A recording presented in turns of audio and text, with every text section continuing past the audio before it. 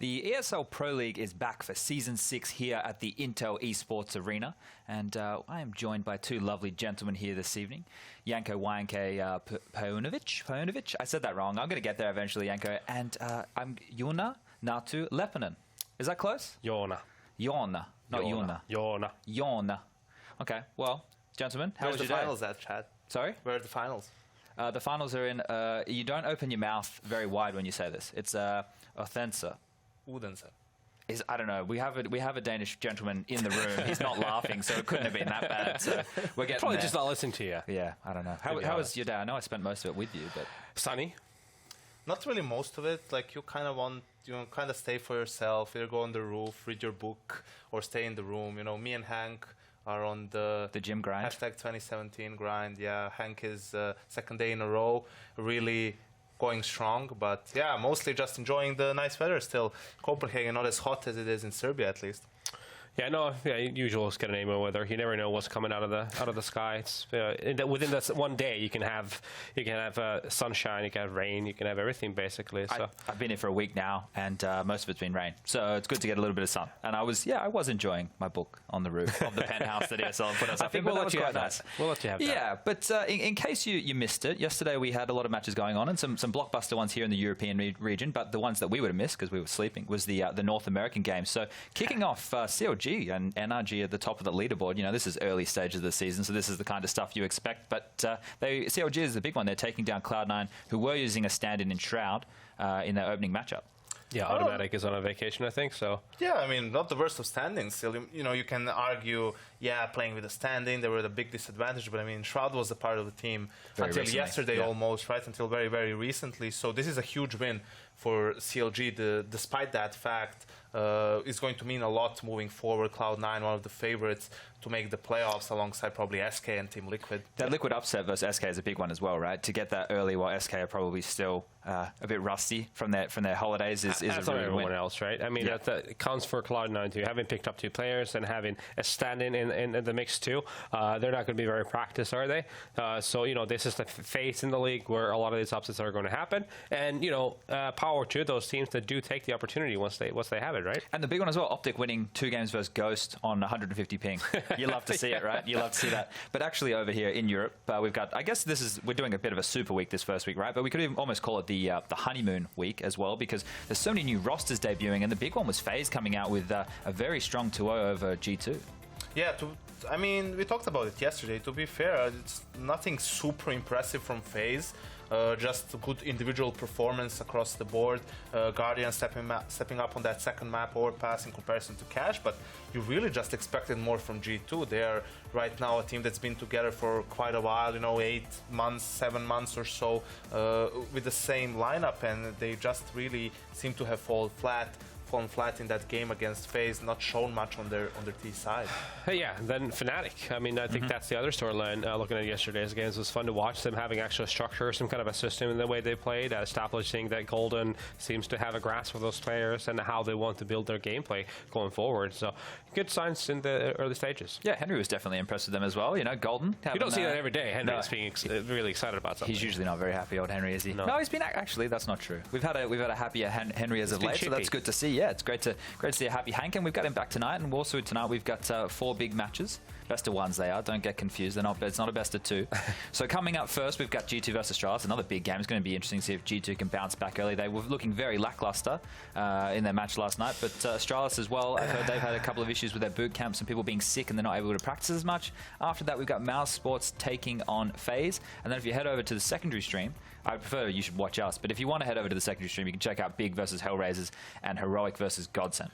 I know a few individuals who will be on the lookout for the mainstream solely because of you, Chad. But I mean, it's two sides to the story for G2. One side already 0-2 in phase, now another tough opponent in Astralis. But again, if you're going to lose to anyone and you're going to do it in the beginning, it's better to do it against the stronger teams than maybe playing some of the lower tier teams like perhaps LDLC and maybe slipping up and dropping a map there. Still, I don't think you can really afford to give away 0-2s in this league. There are so many good teams that will be able to take a map off of you at least. So with G2, it's always a question of whether they will hit their higher level of play. We saw it in last season as well, signing off 0-6 or 0-8, still managing to finish second in the online part and went on to win the whole thing. So wouldn't write them off by any stretch of the imagination.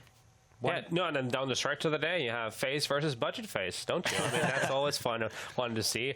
Mouse Sports with Steak on Sunday night in the lineup, a very multinational team going on there. Mouse Sports was looking good even before the switch, and I think they've definitely got an upgrade in terms of skill in this team right now. So very fun to see how do they fare against FaZe. Yeah, looking forward to our first matchup that we've got going on here. We were already just touching on G2. One of the things that we noticed from last night was that they were individually playing well. There was a map where they had 3 aces in one map. MBK had one on the T side with a Deagle. We had Apex on the CT side, and then Shox getting an Eco Store one. It shows that the individual fragging prowess is there because aces aren't really easy to come by. But it just, as a team, they weren't clicking. When you're pulling off rounds like this, like he's sitting inside of Nathan, they're obviously warmed up, right? They're able to get the headshots. It's just for whatever reason they don't look to be clicking right now. It's still early days. I don't want to be too critical. Yeah, I mean, yesterday we discussed this, and you want to see them really do more setup plays, especially against a team like FaZe that is going to be very good at being in your face. We saw a lot of aggression from them, for example. So I really want to set things up well and just make it a super claustrophobic experience for the opponents, in the sense that you attack them from multiple angles all the time. You make sure that they'll never get really that steady position where they can multi-frag you. That's how you're going to attack against these kind of teams. Instead, they went for the defaults, trying to build some ground, and therefore and then go for in situations where there's like a 5-on-4, 4-on-4 situations, and then just go for a bomb site.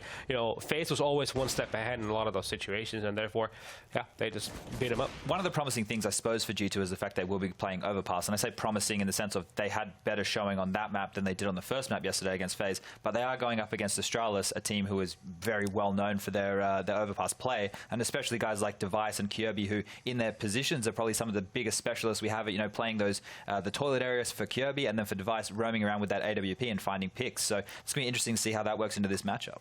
Yeah, absolutely. I mean, Astralis still probably the world's best Overpass team. They had that loss against Gambit at the major, that weird one against Liquid at ECS finals, but a very, very consistent team on the map. For G2, unfortunately, against FaZe, yes, they did play better, but they lost both pistols there. They couldn't get off to that strong start. Maybe if they had that, they would have been able to take at least one map. We saw Kenny S being a little bit quiet as well, and we saw how good Device can be on this map. We all remember the quarterfinal against SK in Krakow and how he manhandled Fallen. I have never seen Fallen being dominated so much by another Opper. So obviously, after the break, first online game and so on, it's always up in the air what type of a performance we will see, but a very, very difficult task ahead for G2. And especially if Astralis is having some health issues, that can always come into play. But, I'm sure Astralis is, for both of you, myself as well, they're the top dogs right now for the season. And Device got a new tattoo. Oh, okay, that might help him a lot. I think it looks pretty good. So that's a clinching factor. That's definitely like between 2 and 4% increase in performance. Is that it? I feel like we used to say it's mouse hand, so once you have it in your mouse hand. Have you seen how Krim started playing better once he got that skull? Yeah, because he's getting all the headshots. Actual hand. Getting all the headshots. That's the motor version of what we used to have with our team and with Lurpus back in the day. A certain mouse would mean +7 rounds to our scoreboard already without playing around. Very nice. I definitely think, if anybody missed the major game between SK and Astralis, where Device just absolutely ruined Fallen every single round, you should definitely go and watch that one. But we got to talk about the last 2 times these 2 teams met, and it was at the major again. It was on Inferno, and it went 16-6 to Astralis on that map. So, that's not a good sign for G2, because we did have a bit of a theory coming into Cologne and the major that there was a bit of a scissor, paper, rock situation going on between 3 or 4 of the teams where anybody could beat anybody, or someone was someone else's kryptonite in that whole matchup. And this could be the one that isn't good for G2, because we know G2 can beat SK, but if they struggle against Astralis, you might not even get to those finals. Yeah, that's the thing, like with G2 on Inferno, is that double op setup, Shox playing with the AWP towards the B bomb side, and Astralis is probably the best team in the world when it comes to playing T side on Inferno against double op. In that game at the Major, they had 10 rounds on the T side, which is very, very impressive. I believe they even lost pistol and still managed to rack up 10 rounds on the T side. So Astralis is definitely going to be a well-drilled team when it comes to the T side, and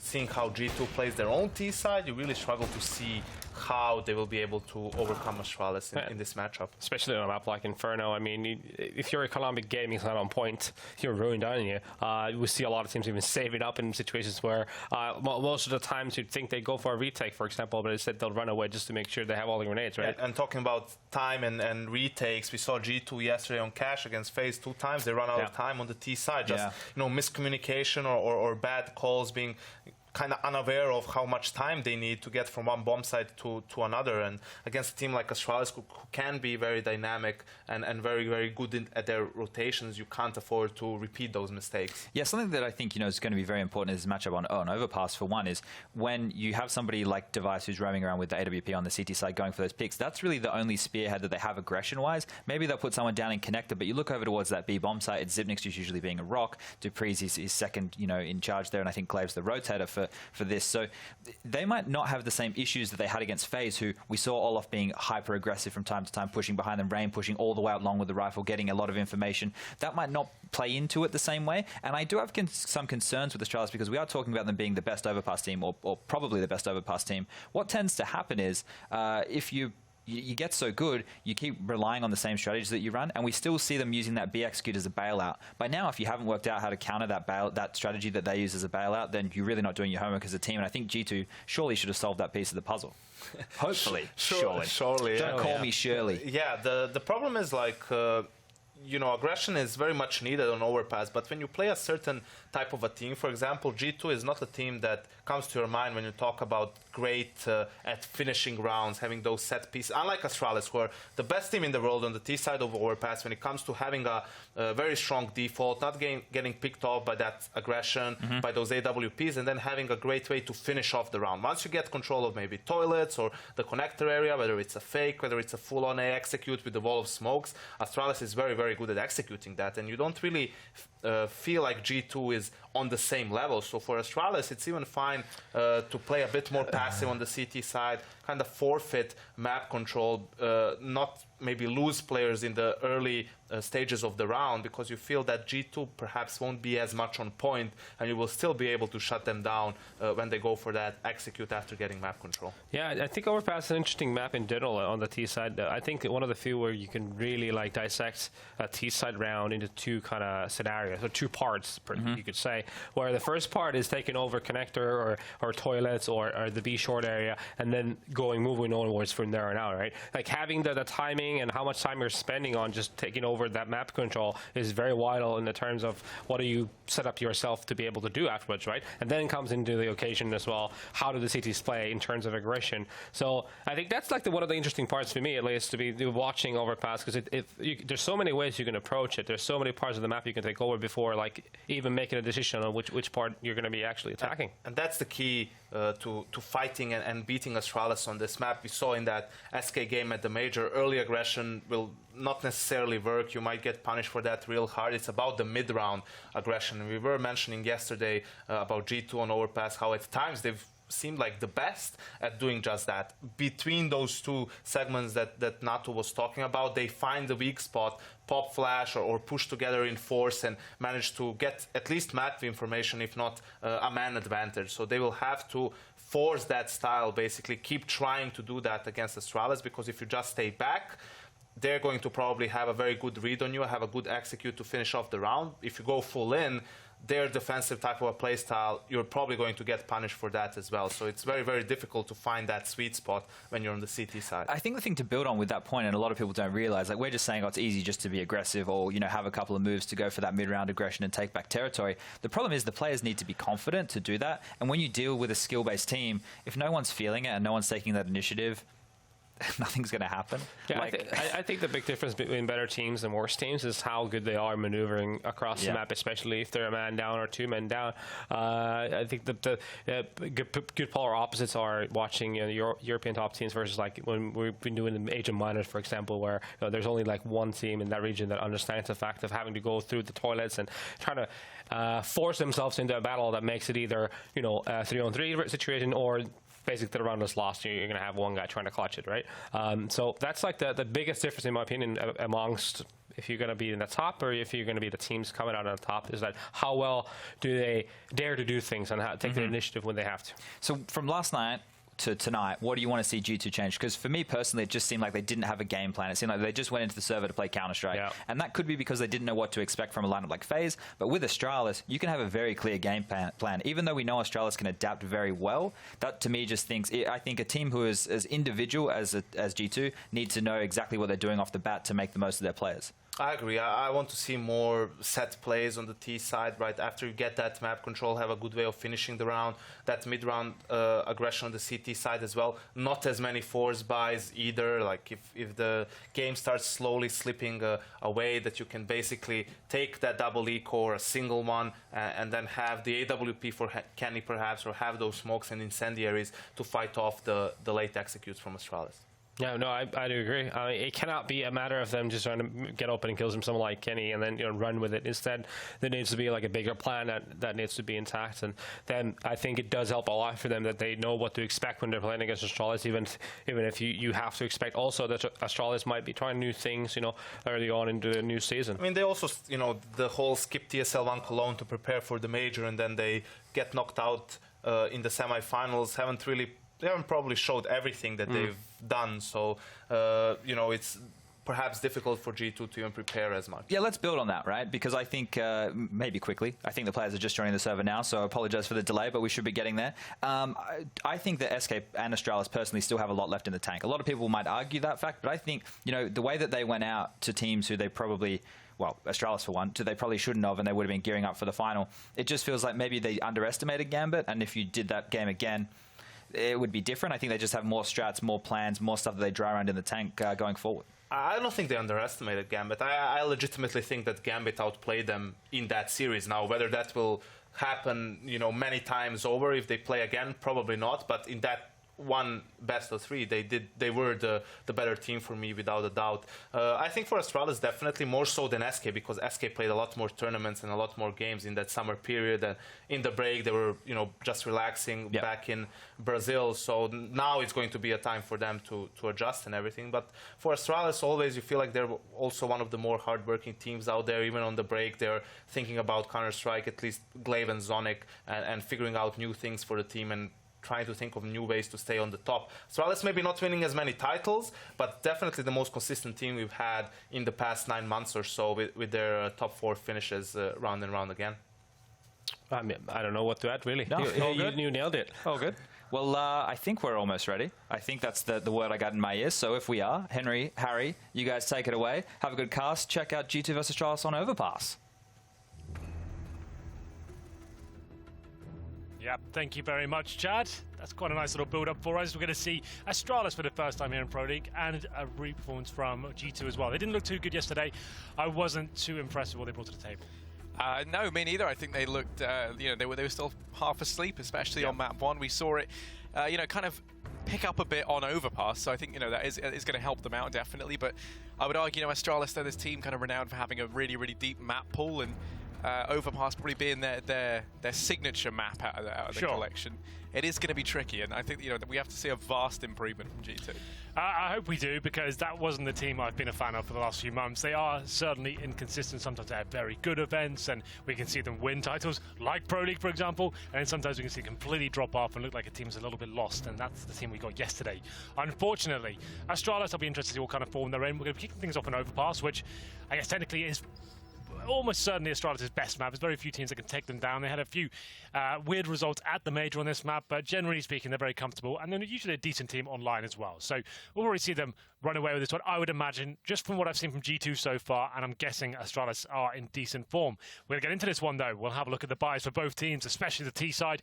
G2 with 3 sets of armor and more of a tactical approach as well. They've got 2 smokes, 3 flashbangs, and an HE for Kenny S. So we'll follow that approach. Usually teams like the favour towards the B-bomb site and guarantee themselves a plant on this particular map, but not always the case, but we'll see where they end up in terms of CT aggression. We are going towards middle. Device hunting for a frag here as he pushes towards the fountain. And what a shot that is. Takes down Apex, completely rattles him, and it's a 5-on-4. Yeah, and Shox is going to be the one to try and trade this back, but there's the 3-man trifecta down in mid. That's going to be one more to go their way. Kenny is able to get one in the meantime, but they don't account for Kirby, who comes leaping out of the woodwork. MBK is not too keen immediately to go on this push and try and get the trade. Will be held back for the time being. That bomb wrapping back round its body. He's going to be holding defensive. Is worried that someone could have slipped down through connector. MBK is going to be checking it. Now they can rendezvous down here at B, but Dupree, I think he just spotted the bomb. I think he did indeed. That's body towards the monster tunnel. We'll see what he can do here. Fast up towards short, though. That's MBK. He finds this frag. They've got a chance. He does it. And there's not really too much backup towards this B side. It's up to Zipex. Very good at anchoring such traditionally. Let's see if he can deny the plant here. He cannot. He does damage, but now we've got a round on our hands. 2-on-2 situation. Yeah, bomb's still yet to go down. There is a man within the site, and that's going to be Kirby.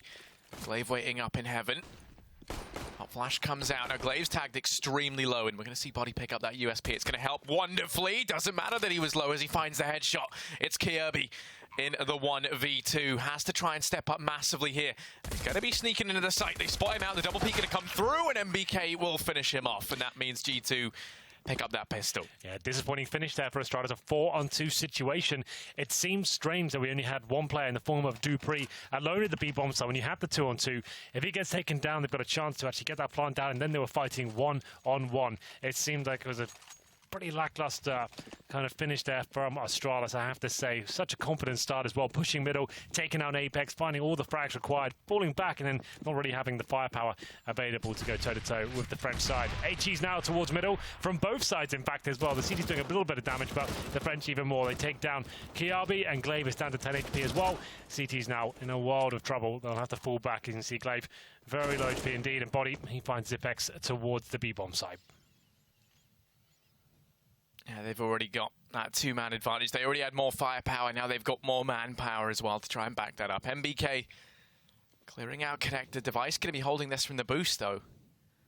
This could be where they find themselves their opening frag. He's just going to be holding the angle. Also has Dupree waiting down here towards B. MBK making noise.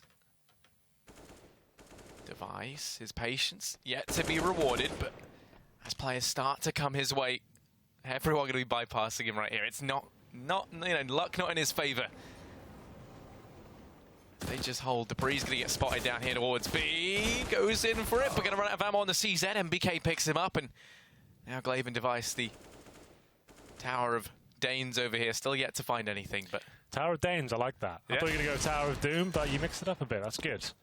But we'll see what they can do here. It's going to be Device with 1 frag. I think that's all they'll be getting here. Indeed, it will be. Getting some body to finish things off. 4 players vying for G2. So it was a nice approach from Astralis, getting the HEs out, but the French had the same tactic in mind, managing to find that first player, and that's a dream scenario. In the anti-ecos, get the first pick. You've got the firepower in your favour as well. And then just dissect the map piece by piece, and slowly but surely finding the CTs there. So, has to be a full eco for Astralis. Our second round force buy. We'll have a look at the money. Device, he's known as one of the best AWPers on Overpass generally. If you saw him take on Fallen the Major, you'll know what I'm talking about. Some very, very cool shots being taken down there. But here we go. He has got $3,300, so the AWP will be our next round, which is good news for him. But in terms of this round, number 3, this is the full eco. Not a single dollar invested here. So G2 are going to be aware, but this is more disciplined than what I'm used to seeing from them. They're not rushing around and giving things away. They're actually holding up and finding refrags. So looking good so far. Glaive finds 1 frag, taking down Apex. He's had a bit of a rough run so far, but now Dupree alone in the bathrooms. This should be a guaranteed round now for G2. yeah, the Zipex down here on B. That USP, it should just be a nice, easy round for G2 to try and make some money. In comes Shoxy, the MP7 rattles some death, and does manage to net him 1 more. Device and Dupree. The Danish double D there, that's all that remains as they make their way down from behind. And MBK going to be holding the angle. This should be nice and easy for him to farm these up. Down they go, and that is G2.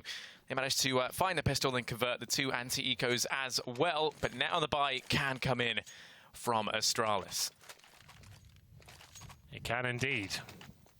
As we probably all should know by now, Astralis is known to be a single AWP team. They won't be falling back to a double AWP setup, although dupreeh, I've been speaking to him recently. He said he's trying to get into that role. He's trying to make it happen. So this team has an extra string to their bow, if you will. But for now, we have got G2 coming in with the 3 AKs and Shoxy on the MP7, interesting enough. So a little bit of a bonus round situation. Shoxy taking a nade to the face as he pushes up towards shore here.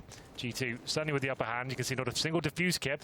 And Harry, not a single set of head armor as well. So Shoxy can actually cause some damage to that MP7 as dupreeh pushes towards shore, looking for any sort of boost here. It won't be pre-firing Shoxy, that's an instant kill surely. Not as clean as I'd have liked, but Shoxy given a few seconds there to find the frag, his teammates come in towards Monster Tunnel. Yeah, Glaive and Zipex trying to step up, and they do indeed. Zipex takes himself 2.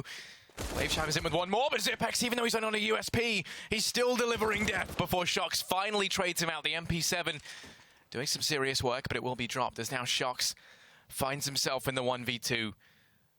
Trapped down here, has to try and push back up to get this bomb down, but with both players holding heaven, it is going to be a tricky task. He has an inkling, has 2 flashes and a smoke as well, but it isn't going to opt to use them, just tries to cross this dry. Clearing all the angles before he commits to anything, making sure that no one can come in from the back line. Device going to be holding this with the AWP. For the time being, it looks like he's been afforded the bomb plant. Smoke goes down over on short. Shot rattles through, Shox is scared, stops planning, and Kirby in with a nade finishes things off. That will be Astralis to pick that round up in spite of the heroics from Shox. Yeah. Good round there from Astralis. Well recovered after losing the first frag towards short as well. We knew that would be a weak buy for them, but here's the replay. You see Zipex doing some good work there through the smoke, what he does best, reclaiming the bomb site. And it's going to be Astralis giving 2 players alive, which is fine, but still G2 going to be very well equipped going to round number 5 here. We did see that previous MP7 trying to kill as well, so Shox is getting extra $600 there. Device this time towards long. I think he's boosted himself up from the flower bed, and Kiabi, he's pushing up towards shore here, going through the smoke. We have a teammate as well. Flashbangs are good, runs through the fire a little bit there, but dupreeh, he's not happy with just holding short. He'll actually be pushing all the way through, making a lot of noise. Body should be devouring these frags, but dupreeh beats him to the punch. I'm going to have a 5-on-4. Mission accomplished for the Danes, and we're falling back here with their advantage, but not for long. Kenny S from T-Spawn takes down dupreeh, and he'll be very happy to get that refrag. Yeah, one that really they should have never been allowed to find. Now, Kirby's going to get boosted up here. Doesn't lead to anything, but he gets the information. And no one's there for the time being. MBK's waiting cautiously, doesn't want to risk peeking out. Just going to be holding the aggression in through short. Rest of the team starting their rotate back round. It's the bomb to kickstart it, but down goes MBK. He did suspect Kirby was faster on the trigger, though. And that's the man advantage taken here for Astralis. They go ahead and take that straight back. So many cool boosts you can do on Overpass in general. And Kirby holds a different line this time, still being boosted up. I like this a lot. He'll be looking towards Monster Tunnel this time. It's still 2 players on the bomb side, but it's angles you wouldn't necessarily expect. And he'll certainly have the advantage with the silenced M4 ready and waiting as Apex comes sneaking in. And the timings might elude him slightly, but Kirby does a bit of damage there. But he's given the call to his teammates, and Zipex gets in a better position. Zipex goes down. Kirby doing all he can. Can't find much through the smoke. And now Apex is taking the aggressive angle in the meantime. But the aggression will come back to punish him. Kenny's allowed to get the bomb plant. Takes the peek on out. Fully flash. Still finds Device. Comes off Trumps in that duel. And now we're into the 2-on-2. Glaive, the man within the site, pushed on up. Gonna be the point man. The danger man, as you so often like to call them, Henry. And Kenny sneaking in with the AWP. Cyclops mode fully engaged as he starts to round the corner. Has Shox there to trade him out. Here's them go for the defuse. Doesn't peek into it just yet. The defuse gets stuck, and the round gets picked up by Astralis. Everyone from G2 was there, and it all falls apart. That's actually kind of cool from Astralis. It's quite rare in a 2-on-2 scenario to go for a full defuse like that. If it was 2-on-1, sure. But there's 2 players alive. You're usually trying to just touch the bomb and pull one of them out and then get some intel there. But they went a bit of a gamble there, essentially removing one of the CT players from the situation. But G2 just didn't see that coming and bided their time a little bit too long and gave away the round. It's going to be G2 surviving, I think, with 2 players up. But they still have another buy here with Kenny S on the AWP. And Astralis still clutching a straw slightly with the economy in general. They're pushing towards long this time. They get the first frag, but unfortunately, Apex chimed in as well. So an equal situation does favor the terrorist side. That's a very early exchange as well. And MBK with full control of the underground position. So he'll be calling for his teammates to rotate potentially back towards B. They have got body one, Shaman's tunnel as well. And now at this point, probably try and bait out some CT utility. You can see Shox just showing presence towards middle for now. I would assume they end up towards B, considering the current setup here. And Kenny S starts to encroach on the B bomb site, hoping for that smoke to go down. And have a boost being deployed here by Astralis. We've seen a few from them so far. But we hit the 1 minute mark, and it's up to Kenny S to dissect this part of the map. Zepex and Dupree currently lie in wait over here on B, and as they play it safe, just going to be holding the angles. Don't want to go peeking on out, waiting to see if the Frenchmen come wandering into their crosshairs. Kenny, he's the point man. Zipex peeks out. That's the bomb drop. Dupree comes in to help, and now the Danes, they've got full control of the bomb. The rotate's starting to pull in, and MBK steps up to the mark, takes himself two, and this round gets turned on its head. Oh. MBK, he's been the man that's on fire for G2 as he steps up once again. He had to do it yesterday on this map, and he's looking to try and relive those past heroics. It all falls onto Glaive, locked in the 1v2. Smoke rains in to try and keep him at bay, but he's going to go pushing on through, finds the first onto Kenny, and MBK has to 4K if he wants to pick this round up. Well, that's a holds him back, and then Glaive finishes it off, gets the 3K of his own, clutches that out in the 1v2. Fantastic stuff, and that will be Astralis on to their third. It will be indeed. We've had a lot of tight clutch situations here, but Astralis with the lion's share of them after going 3-0 down. They've got 3 rounds in a row themselves. Of course, we're going to see a replay of this. How nice was this from MBK? You're right. He's been great. Even yesterday he was fantastic. Clutches all over the place and aces, and he still seems to be in very good form, but the whole team, the synergy and the tactical approach seems to be slightly off, and they're force buying, Harry. They really want these rounds to work out for them, and to be fair, every round's come down to a 1v1 so far, but still, the buys are getting weaker. This time they've got 2 AKs at Galil. They are certainly all in. A couple of P250s to work with as well, but the CTs continuing the aggression here, and Device, a rare miss from him. Normally so good on Overpass, which is that key exchange, but still alive, and he's going to be falling back as Kiabi watches his back here from the connector. MBK, he's the first man to pounce. He's dropped out one. There's still 2 more waiting. MBK's looking to try and do it once again. Kiabi puts a stop to the madness, but in comes Kenny. And Dupree, you want to stay out of connector, my friend, does push in for the info, but immediately is sent railing back. It will be the 4-on-2. A famous G2 force buy looking like it could pay off once again. Within the site, they don't check for Zipex, who currently hides on truck, but no, Apex will deliver death swiftly. Dupree, the last man alive, does at least turn into the 1v3. Money's going to be so tight on either side, but Astralis, they know if he can go for this and maybe find a few frags and stay alive, that'd be something. Keep the terrorists modest at least. It's very unlikely he can win this round without the kit or head armor. Not such a huge deal against the AKs with Shoxy with the M4 there. He's just hoping to see any terrorists investigate and try and take him down, but as we said, every single round has been a clutch so far. And sure, Astralis have won 3 rounds in a row, but they're still going to be eco next round. They're not going to have much to work with here. They might be able to force if they really want to. If Dupree saves the AK, they're going to get $1,400 on top of what they have right now, which is 3 players on 0, and then Kiabi and Glaive on just over 1,000. So it might be a double eco situation anyway. It might be just worth forcing around this. We'll see what they decide to do. Dupree will indeed save the AK-47, but G2 coming to life now after having some very close rounds. It's the force buy with 2 AKs and P250s that works out for them, and we'll have a look at the approach now. I can see some body armor purchased. It looks like they are going to go for the force out. Like I said, I think it would have been the double eco regardless. Got an AK to work with. Might as well see what they can do with it. A UMP for Glaive, Deagles for Device and Zipex, and the Danes are known to be pretty deadly with those Desert Eagles, so we'll see what they can do here. Yes, they are. The high-powered hand cannon does seem to favour the Danes. But G2, they've already started to forge a path down through mid. It's going to send Device back.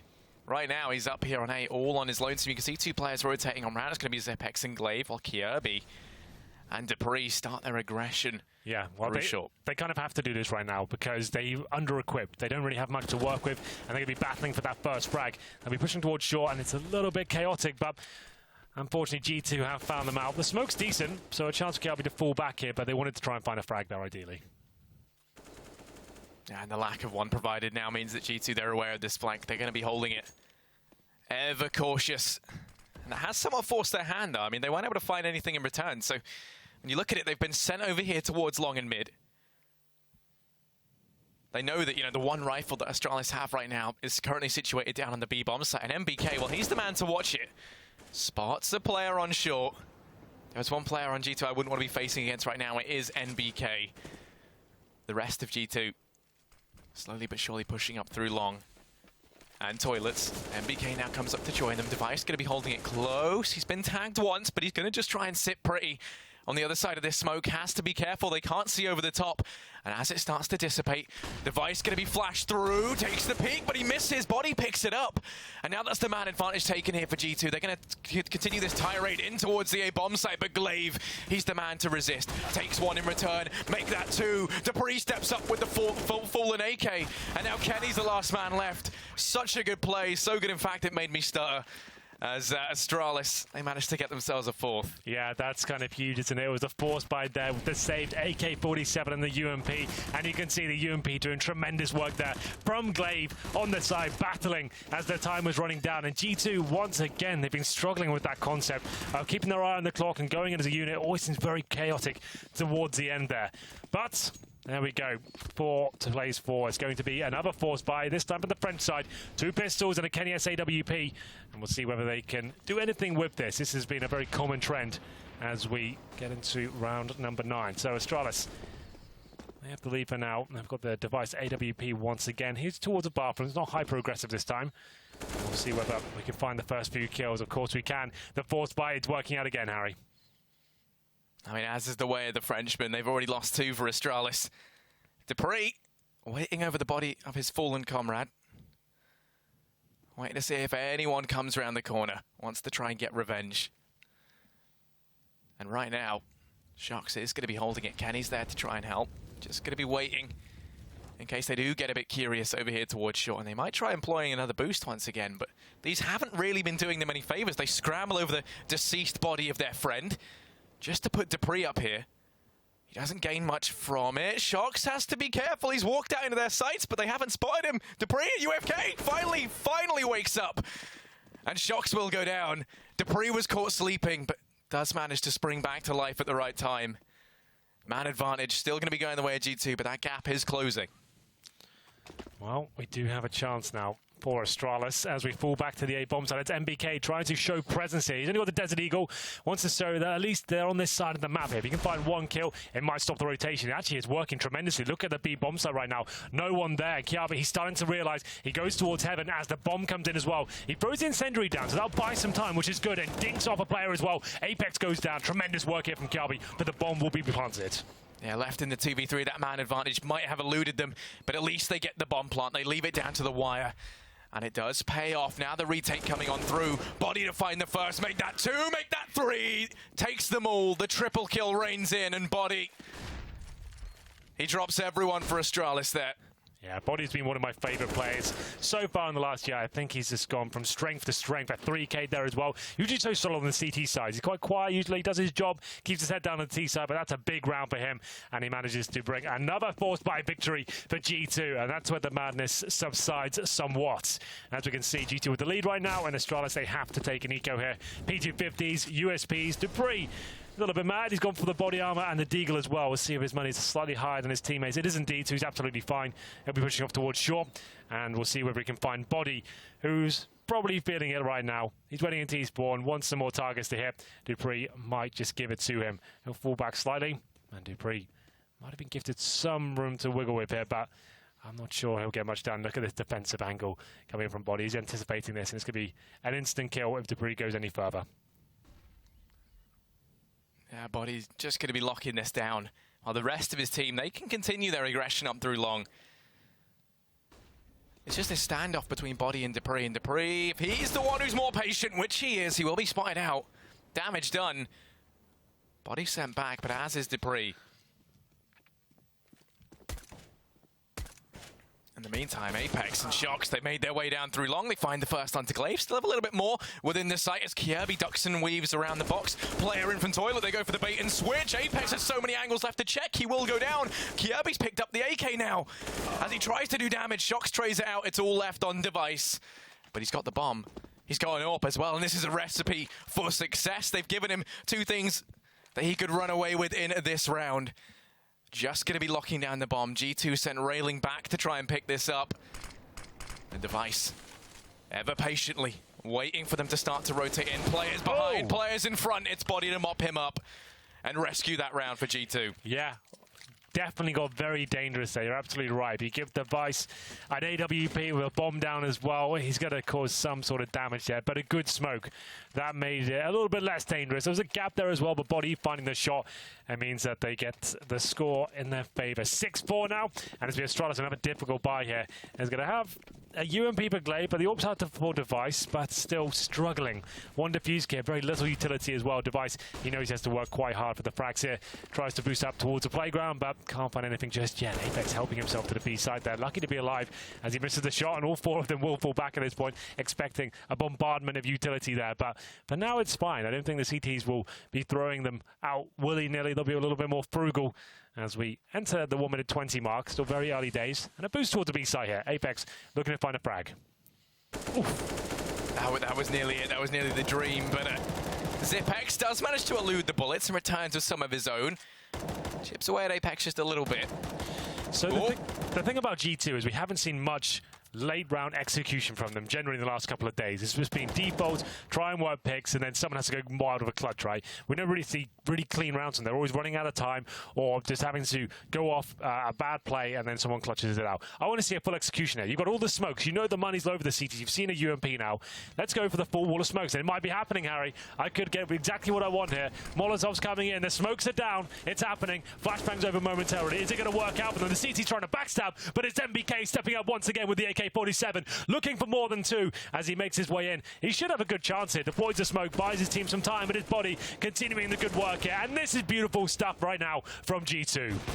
It's all left on Device, but if anyone can pull it back, it's going to be him. Goes for the no-scope, misses. Go, he picks it up, Device. What is wrong with you? And MBK might have thrown this all away. As now Device left in the 1v1. It never should have been given to him. Not like this, G2. As Body locked in the 1v1. Device peeks out, goes running in. He's lucky to be alive. Picks up the trusty AWP, plays it round the site. Body goes for the... finds the frag. That was nearly it. That was nearly the one, Henry. Oh, it's so close. MBK gives and he takes away. Yeah, that's kind of crazy. I've not seen a round like that in a very long time.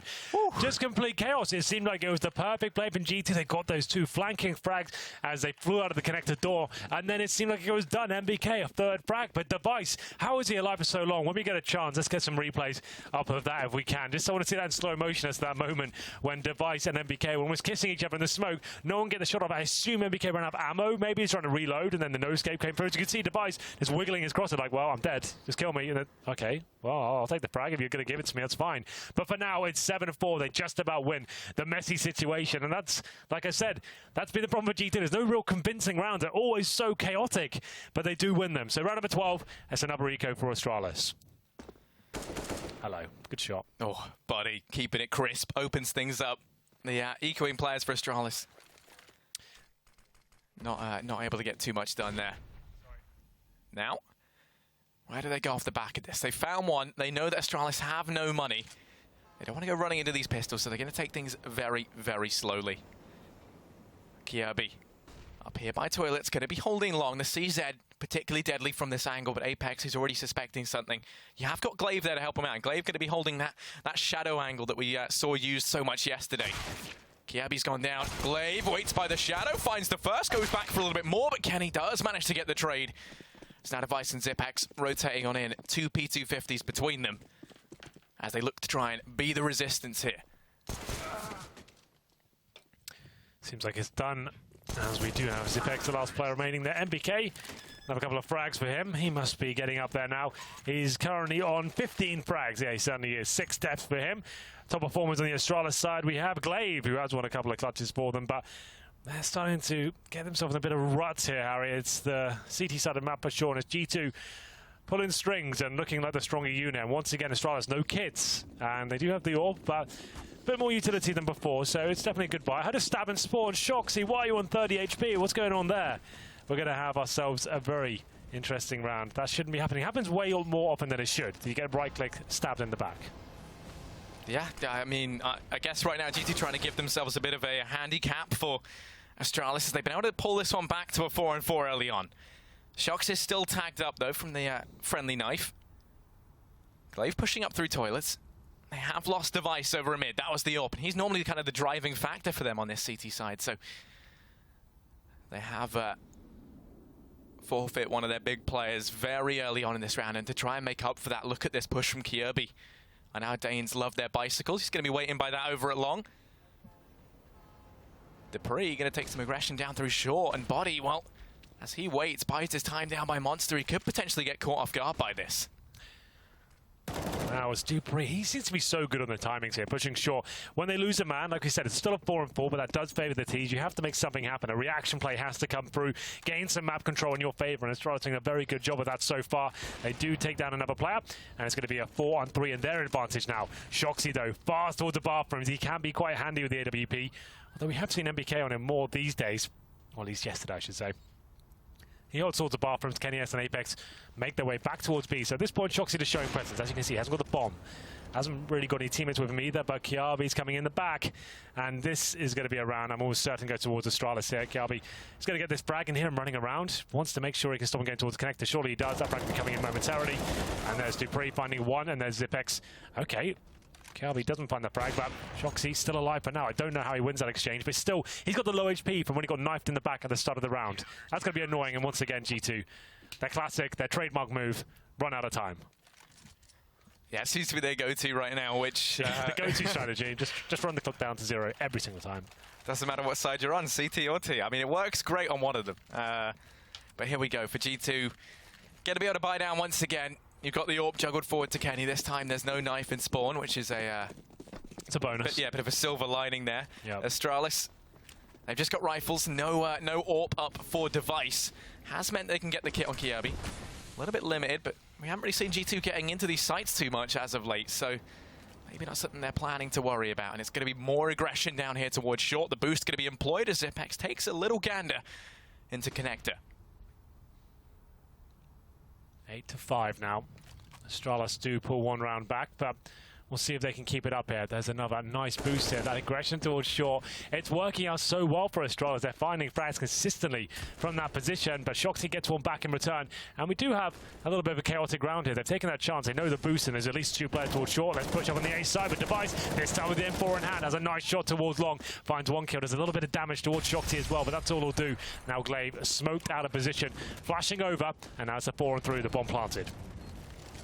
Yeah, 3 players trying to make their way up from B. It's the man with the golden timings, though, Dupree, on this very, very lengthy flank coming around from behind this time. His timing still pays off, catches Shox unaware. And we see this going to a 2-on-4. NBK spots the man at long, but is more worried about the ones in his front yard as opposed to the back. Finds the first, pivots round on the spot. Having to watch so many angles, gets caught off guard by Dupree. And now Kenny has to step up with the AWP, and he can't do it if he's landing shots like that. Finds the first through the smoke. Now we're into the 1v2. Defuse coming in, but if you're Kenny, that's not a problem. He takes a second, trying to make it 3, trying to get the hat trick, but it's the bomb to finish him off. G2, they get themselves another round on the back of their fantastic AWP, Kenny S. Yeah, he's so good. He's such a nuisance in those sort of positions as well. He's one of the great players of movement generally. If he's got a bomb down in AWP and positional control like this, we can dodge and weave and hit tiny little gaps and just keep pushing you back. It's so frustrating to play against, and it's just a great round from him. Perfectly played. Running the clock down there. It goes off. He survives. The CT goes down, and the 9th round for G2. It certainly hasn't been a masterclass in CS and tactical prowess, but still, I've been enjoying some of the individual skill that's being displayed right now. It's round number 15. Astralis desperately need this round. They need to make this 9-6, but looking very likely to be 10-5. You can see pistols and Device with a shotgun, a Max 7 to be exact. A couple of sets of head armor, but very, very little utility. They've got 3 smokes, 3 flashbangs and a decoy. It's not looking good. They can't really justify pushing up short here, and then they flash over and try and take someone down who's already taken that part of the map. So, G2 know the money's low. have been tracking that themselves. They won the previous round. So if you win one round and lose the subsequent, you only get $1,400 per player as a CT in the next round. So they know they must be very low. Get towards long. Apex on that mini-map right now. You can see him sneaking all the way up. MBK toast device there after taking him down with the AK-47. And Apex, he can just go in towards A at this point. His teammates will wait outside the Monster Tunnel. Apex will smoke in. He'll probably smoke towards Bank and then try and go in by himself. Just pull a rotation over. Try and find one frag. KRB might get a kill. He can hit the reload of MBK. There it is. That's not a huge deal. Apex now has deployed the smoke along A. And their teammates are going to be just taking them down one by one. I don't see a world where G2 lose this round, just unless they run the clock down, that is. No, that is a possibility. We are at the 30-second mark. If it happens now, I'm done. I'm walking off. You have to solo cast this, okay? That's fine. Right. I've been ready for this my whole life. But Debris, he's keeping them away. He's keeping them out of sight. There's only 23 seconds. They're turning it round. G2. Should be fine. You've got to be fast. I mean, you've got enough time. This is a shorter rotate than yesterday on Cash. I'll give you that. They start to run round. So Shocks with his running shoes on does manage to get the bomb down, so we're not going to see that clock be their demise. The utility to try and keep Astralis at bay. Apex playing it close. Takes a peek into the bank. Doesn't find money. Instead, he finds two. So Apex able to take one in return, but in the 1v3, it's not looking good here. Astralis should be forfeiting this round the way of G2. He's desperately trying to find the AK, but Shocks playing it close secures that round. Well, there it is. It will be 10-5 in favor of G2. A very chaotic half and lots of rounds that Astralis won. They won in a 1v1 situation. They struggle to get their economy stabilized and they lose the CT half. We'll take a quick break and see if they can come back in half number 2.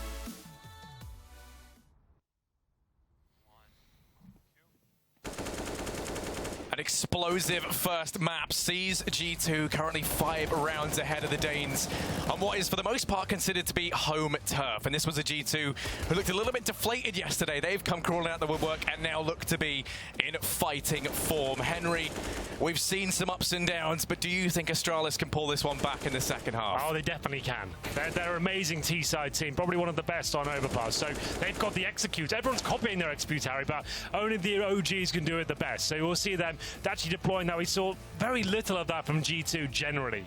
They've got lots of skill right now. Their players seem to be in good fragging form, but the team overall, the tactics, and for me, the final execution seems scrappy. The timings are off. We saw yesterday so many round timeouts, or a couple of those in the first half there, but still, they've got double digits. It's a great foundation to begin with. They won the pistol, they got the 3-0. If they do that again, they'll be at 13-5, and they probably do win the game. But if Astralis get his pistol or win the force buy in the second round, I feel like they will win this and actually come back from that. I'm going to say that right now. So we'll see what happens. Half number 2, Astralis with 4 sets of armor, and we have got Glaive with the smoke, HE grenade combo, and a little bit of aggression from the CTs. 2 towards long, KennyS and Shoxy, that tag team duo, pushing that area, and it's going to be Apex towards Connector. CZ in hand, close range weapon, and here's the aggression, but we can't see a kill just yet, but there it is. KennyS rips off the head of the device, and he'll be falling back. Very happy with that exchange. Oh, Apex, there you go, does manage to wake up. And with the CZ, but doesn't make it look easy, as now the rest of Astralis start their push into B. Zipex with the Glock, showing it can be used at range. Does find some decent damage. MBK. Incendiary. Molotov goes down. Incendiary, sorry, denies that bomb plant. Glaive's going to go ahead and take the aggression, but he's being chipped away. Does manage to find MBK, but then KennyS means he never sees the light of day. That nade doesn't quite find the frag. Instead, it's Body to come into the site. Kenny to finish things off. And G2, they pick up the pistol. That's actually kind of sick if you think about it. If you're going to have aggressive players two towards middle, two towards long, you leave MBK by himself on the B-bomb side. He can buy so much time. Just by playing the heaven position, once he spots him coming in, it's unlikely he'll be smoked out, and he can deny the bomb being planted, right? The incendiary drops. He can buy 7 seconds for rotations at that point and find frags as well. They've already got the man advantage. Funneling Astralis into that B position where they've already found kills as well. That's perfect. Buy some more time, find kills, 8G grenades as well, doing more damage. Really nice round from G2. But the force buy comes through, but it might not even be that successful. Shoxy with the first kill there, the MP9, a weapon he's been purchasing a lot recently, trying to summon his inner fur, it seems, as we go into the 5-on-4 situation. Shoxy holding towards the bathrooms now, and, well, actually, has my game lagging. He's actually gone back towards the site, Harry, so don't worry about that. Yeah, now he's actually pushed all the way up long, going to be playing this in the cubby here, pushing around the corner, takes out Glaive. No one there to trade for him. You can see that Astralis, they want to try and capitalize on this. They start to rotate Kirby round, but it's too little too late. As Shoxy's already retreated back into the safety of the A-bomb site. Body able to drop one more. Kirby in with the dig, knows that there's a man. Knows the Body's waiting for him. Doesn't fancy his chances. Shox, he's like positively electric right now, and Kirby has got him coming his way. Down goes Zipex, and Shox looking to try and get 4 here, make a nice bit of money with that MP9. Misses the opener, and then Shox finishes him off. And, you know, you say how he's been buying it up a lot. The MP9, I think, has always been my favorite SMG, but I have been saying for the longest time that this, you know, this is the year of the MP9. The UMP nerfs come in. I'm telling you, Henry, look. It's coming back. We got MBK picking it up now as well. Well, it's got a very high rate of fire. It's got a lot of mobility. Obviously, farms cash as well, and it's cheap. Yeah. There are definitely bonuses for it, but yeah, you're right. I think a lot of people are favouring the MP7 over the UMP now. UMP still has its place, but definitely the lesser SMGs showing more of a forefront, I would say. And Shoxy, he knows he's got unarmored opponents in front of him right now. Looking to find kills. That should be a guaranteed one. Drops the bomb as well. Takes out Kiabi. So that's going to be round done, I'm afraid. Not really much I can do here with 4 Glocks, no armor. Shoxy knows it. Just picking them off one by one. An absolute beast there. Farming money for days. He's going to be making $1,800 to be exact. So that's not too bad at all. And there it is, Harry. The 13-5. No bomb planted means no orbs. And it means lack of utility as well. Zipex and Glaive, I don't think they have any utility whatsoever. What they got right now. So, okay, they've got some residual cash. So they've got some utility in the form of a smoke, Molotov, and a couple of flashbangs, but still not looking ideal here. And this is certainly a bonus round situation for G2. MP9s, Famises, trying to do what they can. Probably go for an aggressive frag towards Connector. And KennyS going in with the AWP. He'll be backed up by Shoxy. And he's got the M4. So putting most of their firepower towards the Connector. And the lesser weapons way towards the B side. Jock's going to be holding here. He's already a very rich man, courtesy of the 3,200 from kills alone on the MP9.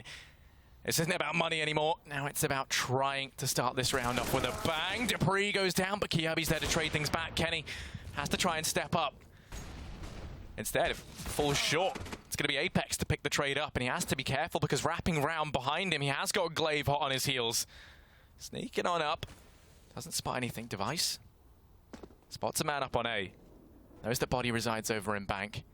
Astralis looking to be a little bit confused as to what the overall plan here. I mean, it bomb dropped over in Connector. Players split between A and B.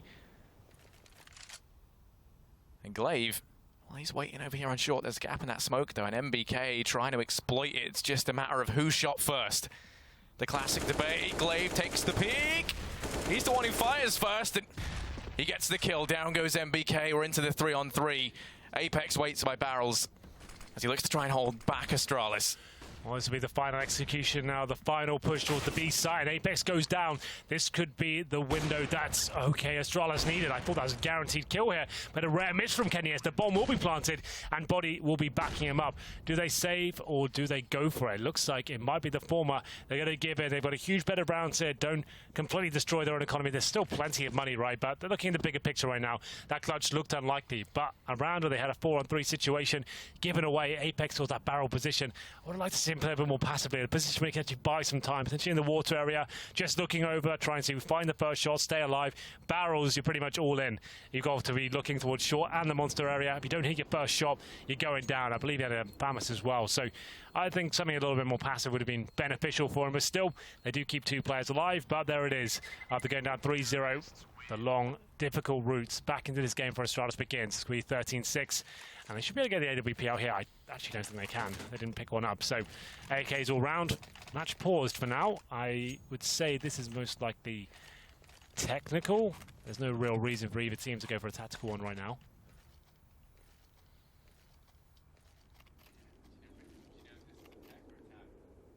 But we'll find out. Either way, we'll have a look at the buys for either side. MBK yet to buy, so he could have been a player that's crashed or something like that. But we've got the AWP up Kenny S. Body on the Famas once more, and a couple of M4s there as well. In terms of leftover money, Body with 6k. He did save the weapon in the previous, MBK 6k as well. So they're still very well established here. If they can take down Astralis in this round, it'll be 14-6, and the money completely reset for the Danes.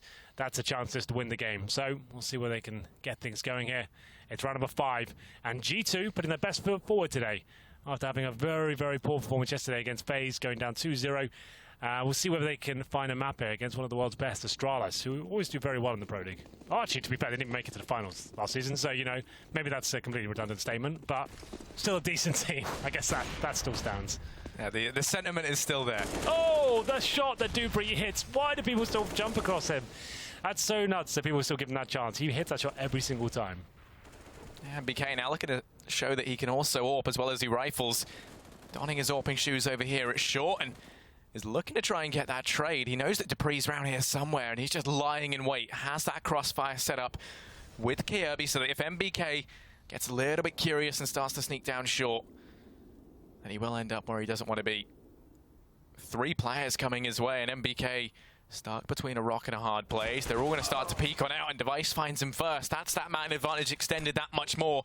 And now Body, alone within the site, has to try and step up massively here. Has an AK throw into him if he wants it down by his feet, but he's going to push through the smoke, catches the first off guard, darts back in, Glaive finishes him off.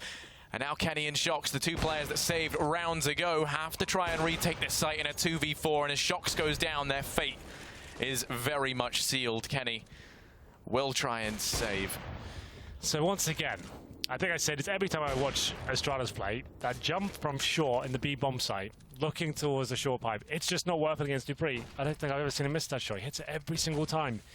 If you're going to try and challenge him, at least try and boost with the AWP or something like that just to get the one shot on him. But that jump, I'm really not a fan of it. And it gives away a kill. And at that point, they're always going to commit. They've got the best BXQ in the game. For all their smokes down, go in there, that man advantage, round over. And the CTs now, this is where they could throw the game. They start allowing Astralis back into this one. They're going to start picking up AWPs now and start stabilizing their own economy. And Kenny S' AWP goes down as well. So there is another buy for G2, but this will probably be the last of it. Body with 8 grand can drop the AWP. It still won't be the best to buy, even with 8 grand there. They don't have to buy here. It's still a situation. They've got a ton of money and lots of rounds in the bag. They're going to go for it either way. I would say maybe just take a partial buy here instead of stretching yourself a little bit thin, as now you can find yourself in a bit of a rut. You're going in with UMPs, Famases, the one AWP, no kits. Kenny S needs to go wild this round. And he goes towards the flower bed along. Nothing too exciting in that respect, but hoping to try and find one frag and pull back. Yeah, we haven't really seen Astralis head out towards long all that often. This round does look to be the one in which they do. Device. Here's that AWP shot rattle on down. He's aware that Kenny was here somewhere. The footprints of his AWPing counterpart over on the side of G2 are left, and he does manage to pick that up, so he knows that the AWP currently resides up towards A. Astralis having a change of heart, though. They've ducked down through connector. 3 players here with the bomb. And Device waiting over by toilets. They're actually going to start to rotate players on out. They think that A might be for them. Device has a lucky escape, dances with death, and it's Kenny on the other side who does manage to tag him down to 16 HP. He knows he's lucky to have survived that. And they are just going to be waiting. Taking this round slow. Yeah, well, they're just trying to establish map control at this point. You see Device pushing Kenny back along, means that Kenny has to go back towards middle, and they're not giving him anything to work with it, all hiding behind the safety of the bathroom walls there, trying to set up their smoke to be an A execution more I can see right now.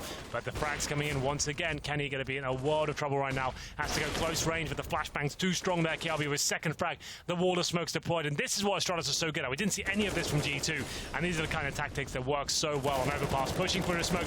Body's feeling brave, but he's only good for one frag, and it will be a bomb plant coming in there. Round over, I'm afraid, and this is why Astralis are considered one of the best T-sides on Overpass. Apex on this lengthy flank had the guys in the site stayed alive a little bit longer. Then, maybe this would have played into the round in some way, and it still could get himself an AWP, which is nothing you'd be too disappointed in, but he just lets Device run away. Apex sneaking on in. Wants to try and get something better than this UMP, but as he just walks past everyone, they're all waiting down in toilets, so it's not going to be easy. This will also be the 8 for Astralis, slowly but surely closing that gap. Apex emerges from the back lines. He's found the first. Device is here waiting to try and trade. Takes the shot, tags him away, and then finishes him off through the wall. Okay, Device. Yeah, that's not bad. But now, Harry, this is where things get interesting. There was no real reason to force, but was that a complete wallbang? Oh my god, that's kind of sick. It actually was. Well, there you go. It's quite rare to see wallbangs like that in CSGO, but there you go. We're having a replay here of the smoke execution and the frags coming in from KRB. So this is what's so good about Astralis. They have the firepower, the tactics, the timing, the teamwork. That's why they're so good in Counter-Strike generally. That's something G2 struggle with slightly, I would say. Just the tactical execution side of the game, not having that to fall back onto. But still, here we go then. Mac 10s. It will be Dupree, who's a monster towards that short pipe. Manages to find the first kill. Takes down MBK and looking for a bit more. Here's a full eco. And just to go on that point I was just about to begin. Okay, Shoxy, he finds one kill. They didn't have the force buy in that previous round because now they have to take ecos. They could have had a nice full buy here instead of Famouses, UMPs, one AWP. They had that huge bed of rounds, but that's going to be chipped away at now as we enter round number 8. They do have another buy available. AWP's out for Kenny S, of course, but cannot buy armor. It's what we call a glass cannon. You've probably heard that term a million times, but it means when you bring out the AWP with no armor, I mean, you're going for a fast pick. You want to try and get that man advantage and take a bit of a gamble here. It's not ideal, but certainly can work. Yeah, high risk, high reward. And they like to try and position it over at long. They have Shox. Positioned here by the bike. He finds the first now. Shox peeks out and drops out Dupree. The two-man advantage taken very early on and little in the way of a return from Astralis as they are sent packing. Device, Glaive and Zipex all that remain here. Damage being done to Glaive through 2 layers of the map from body.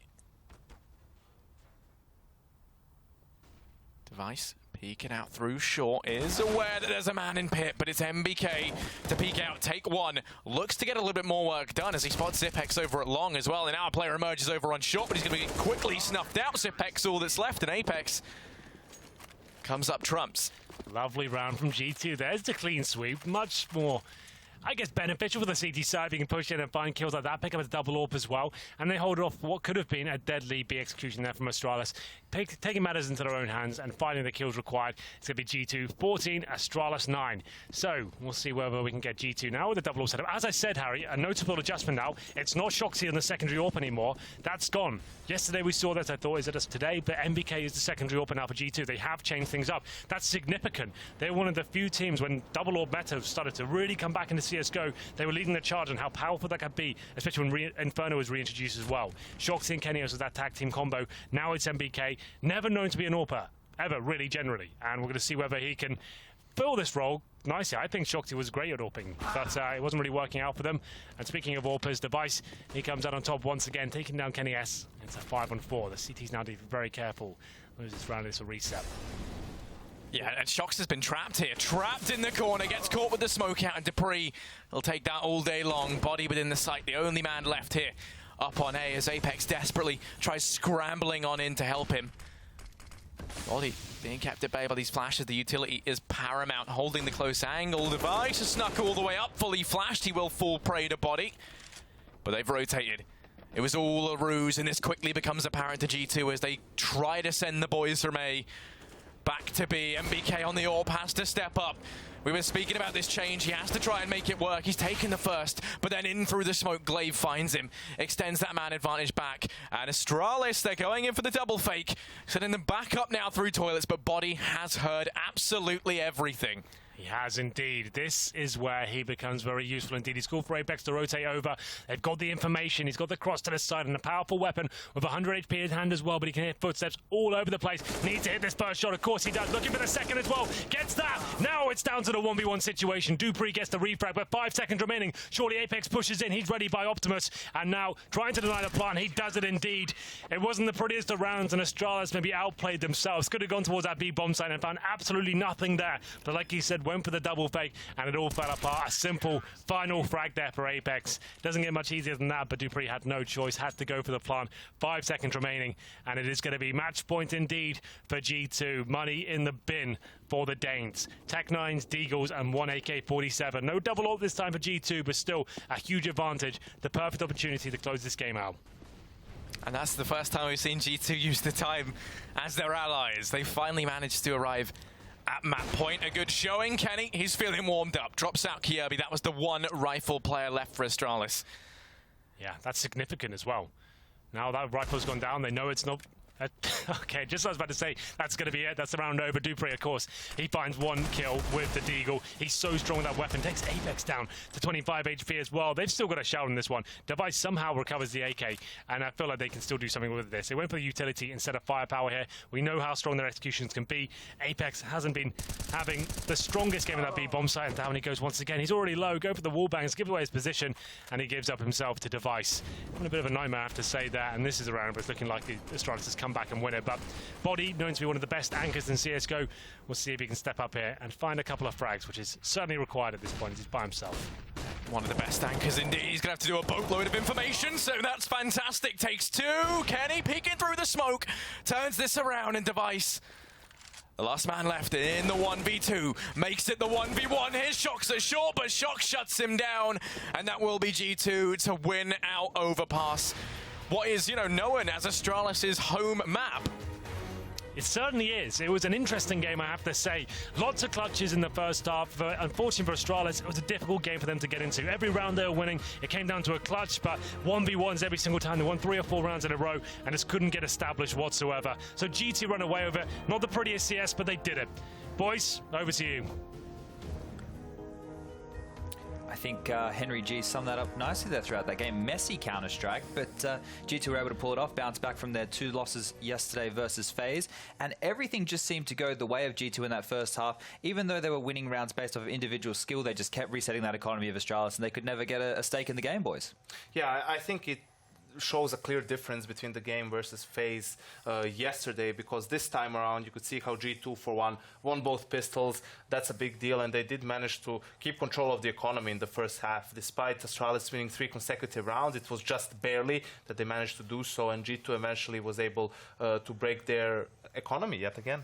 Yeah, and you could see that they were very decisive this time around. A bit of hesitation we're seeing against FaZe, and a lot of the pushes they did to the bomb sites this time, they were really in there and pulling in their MBK, having a lot of multicills body running in there, and so that they never lost that one fight that could make a massive difference in terms of being effective in the pushes. Still struggles there, definitely in their executions onto bomb sites. There was one point where I could hear Henry getting very excited that they did a wall of smokes on that B site. They went in, MBK got 2 or 3 entry frags, but then it still almost fell apart from there.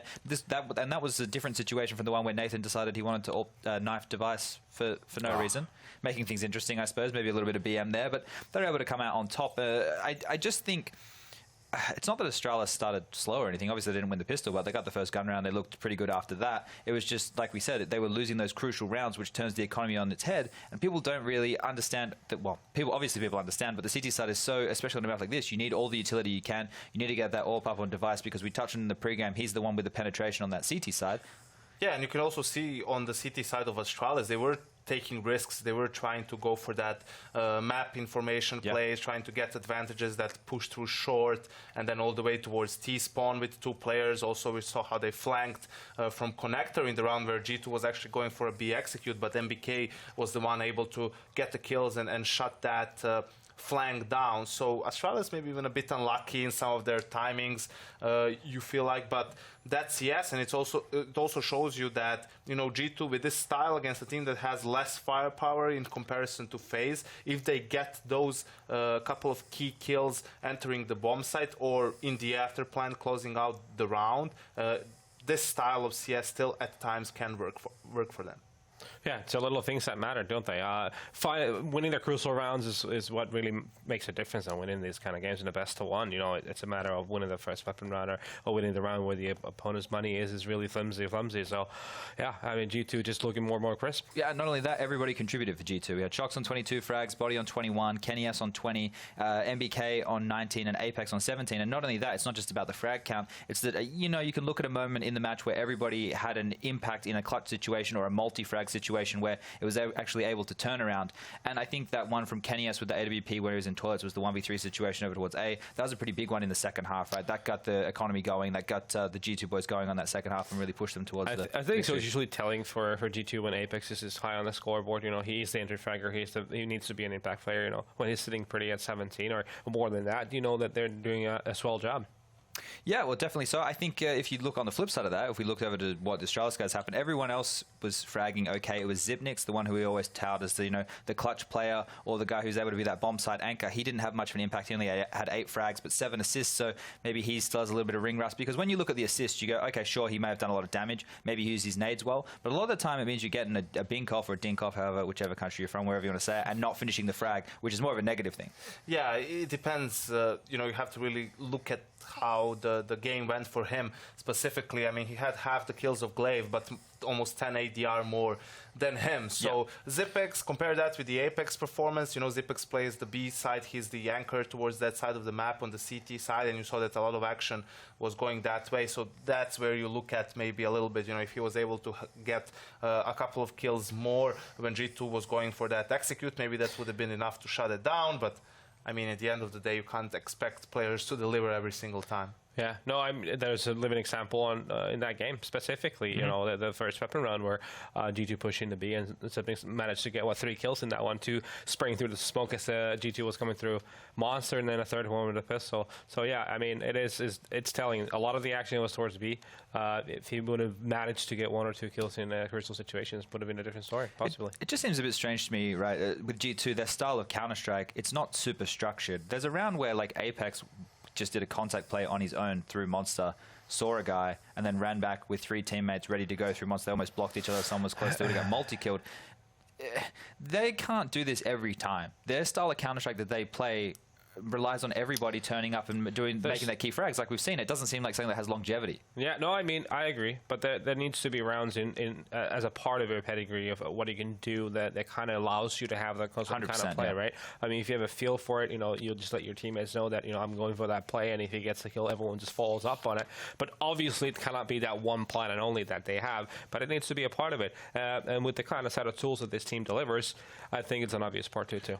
It just feels like G2 will rarely win a game 16-14 or 16-13. They either win by a significant margin or they lose by it, because they're so much reliant on having control of the economy, and in that way being a step ahead of their opponents. They're not going to beat, you know, the tier 1 teams of the world in pure gun rounds as much. They're going to maybe win a force buy here and there, and then the other team is going to be in a bad state economically, and they're going to keep punishing them for that and play off of their confidence, and then the individuals are going to perform even better. So I think you can't really expect to be a consistent contender with that type of a play style. And I think it shows with G2's performance historically with this lineup and the previous one. They win a tournament here and there, but 3 tournaments in a row, you're not going to see them in the grand finals most likely, and that's due to the playstyle they're running. So it's up to them whether they're content with that. You know, maybe if it's a big tournament and everything clicks for them and they end up winning it like the last season of Pro League, great, but do you want that, or do you want to be a consistent contender, maybe not winning a tournament for a longer period of time, but slowly getting there? Well, 16-9 to G2 on the first map. Let's see if they can carry the Messi style through on Inferno and be successful again and get a 2-0 against Astralis on day 2 of ESL Pro League.